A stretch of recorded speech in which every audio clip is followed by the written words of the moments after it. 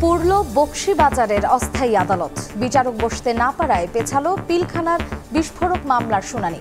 বিক্ষোভ তুলে নিলেন ঢাকা আলিয়ার শিক্ষার্থীরা।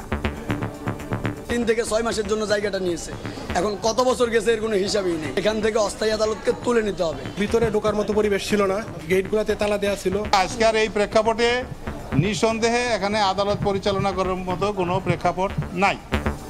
নিরপরাধ বিডিআর সদস্যদের মুক্তির আলটিমেটাম।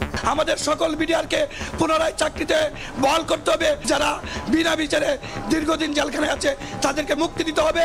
আপনাদের যদি মনে হয় সবাই দোষী মেরে দেন, ফাঁসি দেন, আমাদের সব পরিবার সহ দিয়ে দেন। বিডিআর এবং বিডিআর পরিবারের সদস্য আছেন, তাদের সাথে স্পষ্ট রাষ্ট্রীয় প্রহসন করা হয়। এই অভিযান আমরা বরদাস্ত করব না। দেখছিলেন প্রধান শিরোনাম। দুপুরের সময়ে সঙ্গে আছি আমি মার্জিয়া শ্রেয়া। এবারে অন্যান্য শীর্ষ সংবাদ। 43তম বিসিএস থেকে বাদ পড়া 227 জনের বেশিরভাগই যোগ দিতে পারবেন চাকরিতে। যাচাই হচ্ছে আবেদন, জানালেন সচিব। সরকারি কর্মকর্তারা পাবেন মহার্ঘ ভাতা। এবার বিচার বহির্ভূত হত্যার বিচারের দাবি নিয়ে ট্রাইব্যুনালে বিএনপি। দল ও সহযোগী সংগঠনের 2000-এর বেশি নেতাকর্মীকে ক্রসফায়ারে হত্যার অভিযোগ দায়ের।